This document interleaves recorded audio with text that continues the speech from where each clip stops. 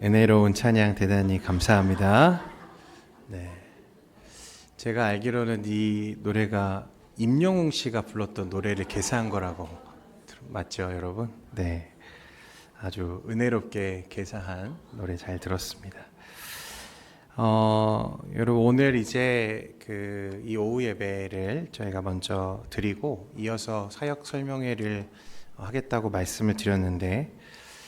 단순히 이 시간이 한 해를 어떻게 보고하고 결산하는 그런 의미보다는 어떤 교회는 회사가 아니기 때문에 실적을 발표하거나 그런 시간은 아닙니다. 오늘 이 예배 자리에 모인 이유는 우리 교회가 왜 교회인가, 우리가 어떤 교회여야 하는가, 이 질문 앞에 다시 서기 위함입니다. 오늘 우리가 마태복음 28장 19절과 20절 말씀을 함께 읽었는데요. 예수님의 지상 명령이죠. 교회의 존재를 가장 명확하게 설명하고 보여주는 말씀입니다. 교회는 왜 모이고 무엇을 하고 어디로 가야 하는지를 이 말씀 안에서 우리가 함께 찾고 또 같이 그것을 위해서 기도하는 우리 공동체 되기를 소망합니다. 오늘 우리는 사역 설명회로 가기 전에 그래서 오늘 먼저 말씀을 붙들고 교회의 본질을 좀 확인하려고 합니다. 교회의 본질을 알 때 우리가 하는 모든 사역은 단순한 활동이 아니라 주님의 명령을 따라가는 순종의 자리가 될 거라고 저는 믿습니다. 오늘 예수님께서 오늘 19절 말씀해 보니까 그러므로 너희는 가서 모든 민족을 무엇으로 삼으라 하십니까?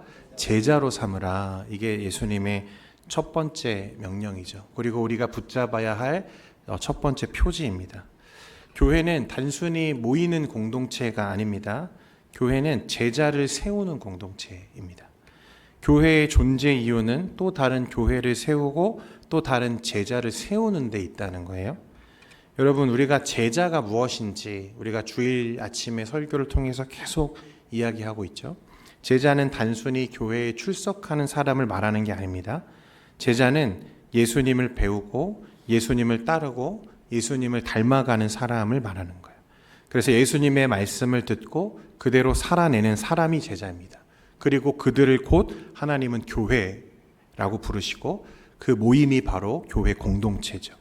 그러므로 교회가 제자를 세운다는 것은요, 교회가 단순히 사람을 모으는 것을 말하는 게 아니라 그리스도를 닮은 사람을 세우는 것을 말하는 것입니다. 여러분, 이것이 주님이 우리에게 맡기신 첫 번째 명령이고 표지라는 거예요. 그래서 우리 교회가 존재하는 이유도 여기에 있습니다.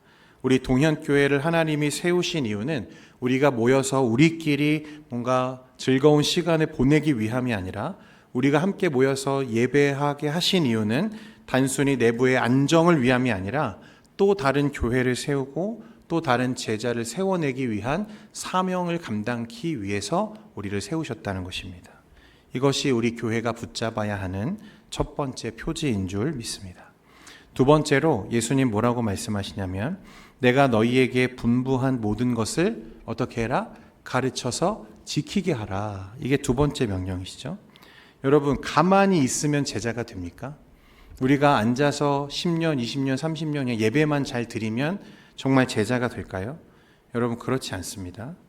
교회는 제자를 세워내는 영적인 훈련의 장소가 되어야 된다는 거예요. 가르쳐서 지키는 것입니다.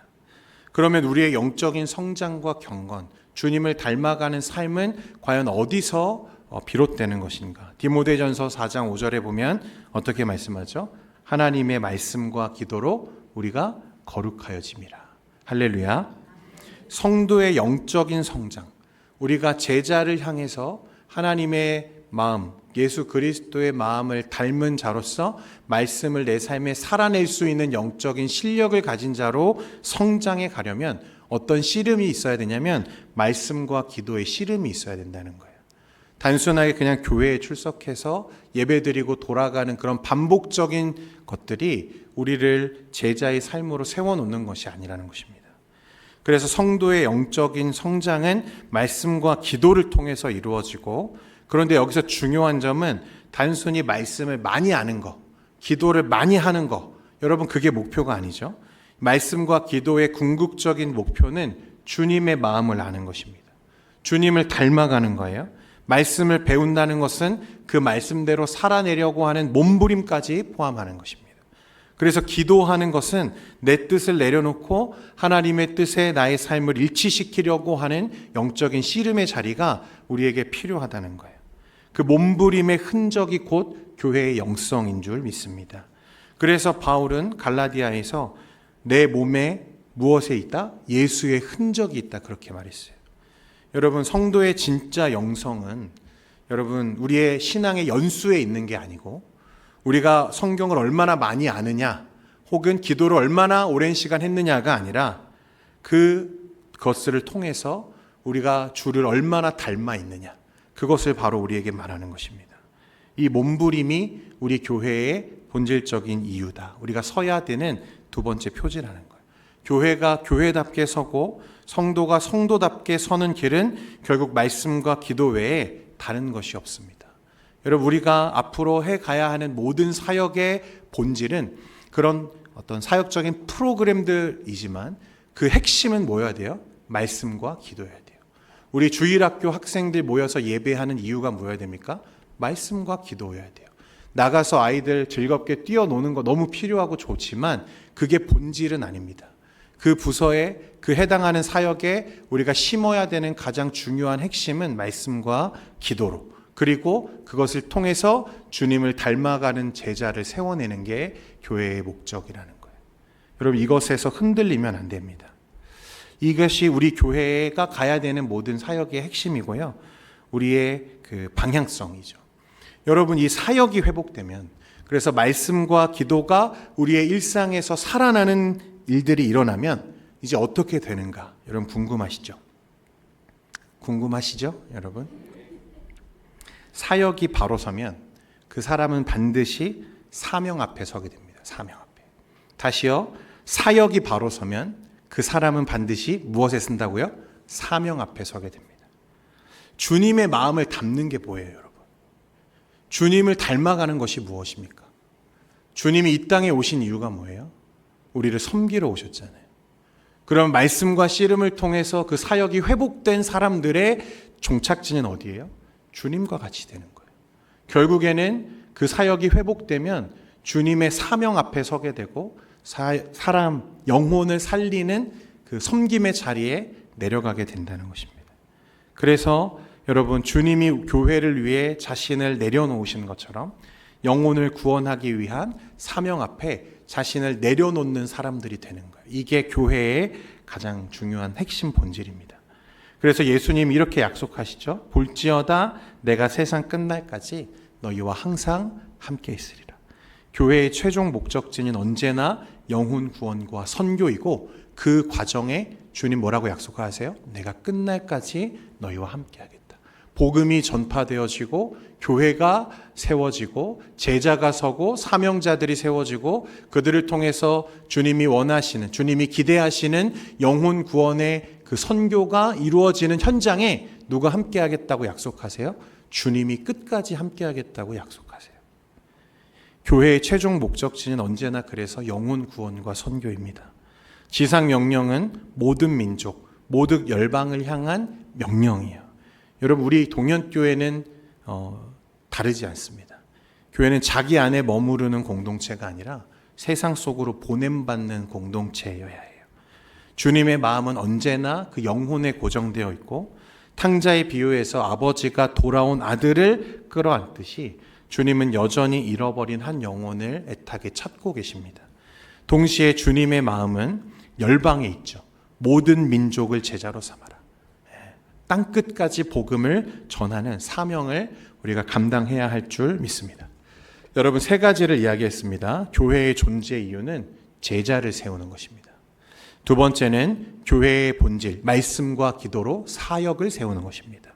세 번째는 교회의 사명, 정점은 무엇이라고요? 선교와 영혼의 구원입니다. 이 세 가지 명제가 우리 동현교회의 사역의 이유이고 여러분 우리의 핵심 가치임을 여러분 바로 세울 수 있기를 원합니다. 우리가 오늘 함께 붙잡아야 할 것은요, 단순히 교회가 어떤 사역을 했는가, 어떤 제도들을 정비해 왔는가, 여러분 이런 거는 부차적인 것입니다. 우리 동현교회의 존재 이유는 교회를 세우는 거예요. 교회를 세운다는 것은 여러분 우리 공동체를 세우는 일이기도 하지만 그 하나님의 말씀 앞에 여러분 한 사람 한 사람을 세워내는 것이 핵심입니다.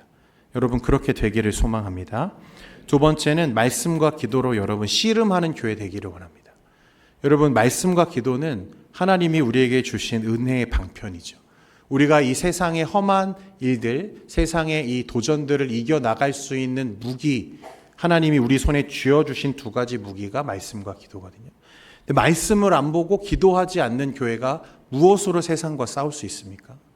여러분 우리 자녀들, 우리 다음 세대를 이 말씀과 기도로 세우는 우리 동현교회 되기를 원합니다. 그래서 이 사역과 사명이 온전히 회복되어지고 하나님의 명령을 따라서 여러분 이 지역과 이 사회와 더 나아가서는 세계 열방을 향해서 우리의 하나님의 뜻을 이루어드리고 하나님의 나라를 세우고 교회를 세워나가는 저와 여러분이 되기를 소망합니다. 여러분은 그 일을 위해서 동현교회에 하나님이 부르신 거예요. 내가 그 일을 위해서 너희를 불렀고 직분으로 세웠고 너희들에게 사명을 주었다고 말씀하시는 거예요. 여러분 그 사명을 다시 되새길 수 있기를 바랍니다. 여러분이 어떤 직분이든지 또 어떤 섬김의 자리에 하나님이 여러분을 세우셨든지 중요하지 않습니다. 나이가 얼마든지 그거 아무 주님 앞에 중요한 문제 아닙니다. 내가 얼마나 하나님의 말씀 앞에 살고 있는가. 여러분 직분은 하나님이 이것을 이루기 위해 주신 하나의 도구일 뿐이지 여러분 이게 본질이 아니죠. 그죠? 여러분 한 사람 한 사람이 이 말씀 위에 바로 설 수 있기를 바랍니다. 이 세 가지 명제가 오늘 우리 동현교회의 신앙과 교회를 붙잡아주는 기둥이 되어야 할 줄 믿습니다. 그래서 이제 이후에 이어질 사역 설명회가 단순한 어떤 행정적인 보고 이런 시간이 아니라 교회 안에서 어떻게 이런 사역들을 우리가 구체적으로 이루어 갈지를 조금 확인하게 되는 그런 시간이 되기를 간절히 소망합니다. 그래서 우리 교회가 정말 교회다운 교회, 이 지역에서 소문난 교회, 저기 가보니까 뭔가 다르더라. 저기 가니까 예수님이 보이더라. 야, 저기는 정말 예수 믿는 사람들 답더라. 이런 소문나는 교회 되기를 소망합니다. 제가 기도하겠습니다.